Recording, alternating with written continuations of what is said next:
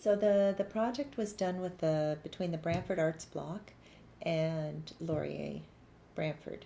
And initially it was Ian McCrae, Professor Ian McCrae, and Professor Kate Rossiter, who came to us with this idea that they were doing an Artist Speaks series, is what they called it. And what they were doing is they were responding to a text collectively as a university. So different classes were reading the same text. And you could also read the text if you were a citizen of Brantford or whatever. So I read the text, as did Daniel Hill, who was the other artist on the project. And the idea was that everyone responded in their own way to the text, either in the class that they were in, they brought it into the context of the material that they were learning, or in our case, we were responding visually as artists. And so the idea was that students in the various different courses were given the choice of writing an essay at the end of this, or coming to the arts block for 6 weeks and doing a visual response to it. And so we had, I believe, 27 or 28 students come to us once a week. And we began with nothing. We began with trying to get to know each other a little bit, talking about the text, which in this case was called If This Is Your Land, Where Are Your Stories? And then finding common ground. And the idea was that we all come together to this place, to Brantford, to the Grand River area, from different places. The students were from all over the place, and we are on common ground, and we have our own stories that we bring to this place, and how we express those stories, how we interpret those stories is different depending on where we come from, and our experiences here at the Grand River are different as well. In the text, the premise was that there were settlers that had come to, it wasn't the area, it was to Canada, but they had been speaking to the natives, and they were claiming that this was their land. And the native leader said, well, if this is your land, then where are your stories? Which was very poignant, because if this is your place, then you should have stories that come from it. So what we did was we discussed how we can bring our stories to this particular time and place that we're in.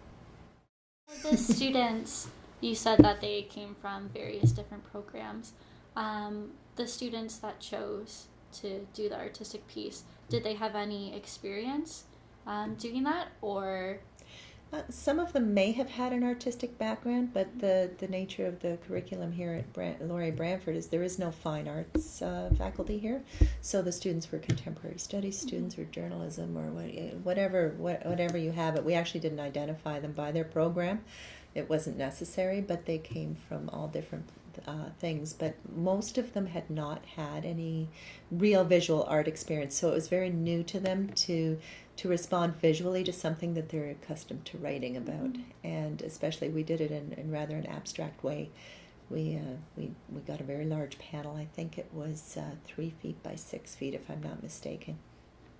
And it was a large piece of insulating foam, I guess. It was a very dense foam, and we carved a river out of it, and then coated the whole thing in a plaster, painty kind of acrylic plaster.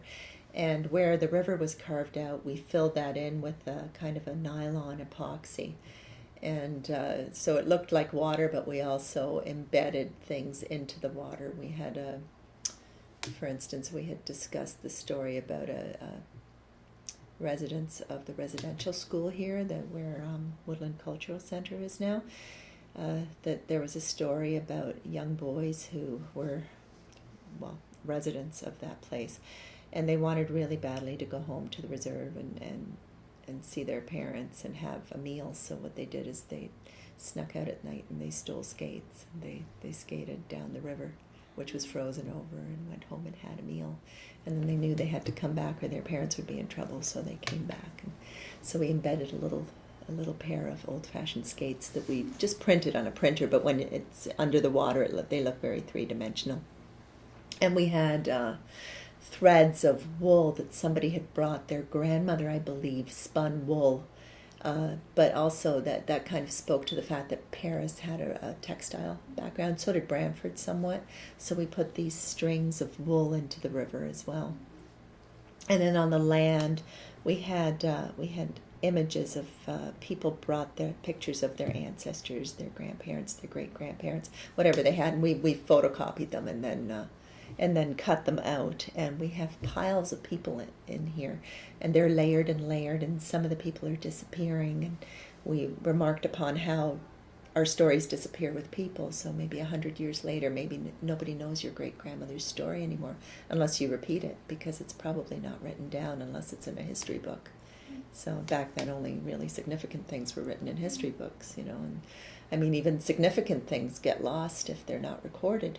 I really don't want it lost that we did this piece of art, because it was such a very, very positive experience to bring everyone's stories together into this one moment in time. Mm-hmm. And we had people from everywhere. One of the students brought a piece of the Blarney Stone from Ireland, and we embedded that into the foam, and then we had to coat it with an acrylic, so you can see the things underneath, but it's not like it looks like it's stuck in foam. It looks encased in stone, actually.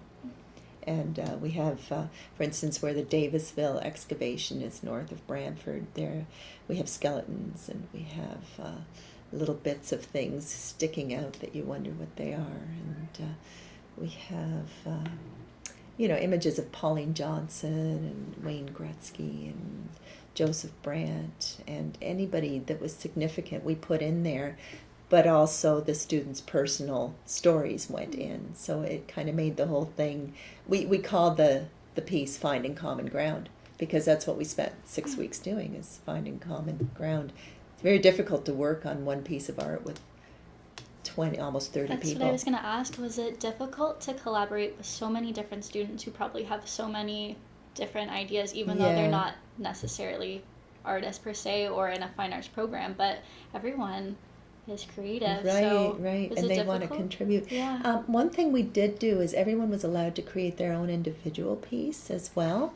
For one reason was to kind of get their feet wet with the idea of collaging and putting elements of themselves into something, and they were very, very personal, these panels. They were, I believe, 12 by 12 or 14 by 14 wooden panels that they just applied whatever they wanted onto, and we did guide them through it. But from that, they could choose what they wanted to add to the piece, and so it wasn't like 30 of us were standing around the piece at once working on it. They would work on their own, and then they would come up with something, and they would come over and say, I'd like to add this. Where can I put it? How can I express it? How can I put it in the right place? And so we'd kind of collectively speak. Sometimes people get a little bit possessive about their ideas, and so you have to bend, and it is an exercise in teamwork for sure. Mm-hmm. The one thing that did stand out, that there's so many pieces, and I haven't seen the piece in a while, so I'm recalling right now in my head. But there was one story about two native tribes in the Davisville excavation, two tribes that really didn't get along. And the one tribe would trade with the European settlers for blue beads, and the other tribe would trade for red beads. And something that they found that was significant at the Davisville excavation was that there was an earpiece that had a blue and a red bead in it, and it really was meaningful to us, because it identified a collaboration or a coming together, which is what we were trying to do. And the way that we found out about this excavation and the beads was we had an archaeology professor from Laurier, and I honestly need to research his name. Ian McCrae would know what it was. He came to speak to us, and he had slides that he showed us, and it made it very not just interesting, but very personal. We had a real time and place feel for this when we started to discuss the archaeology of the area.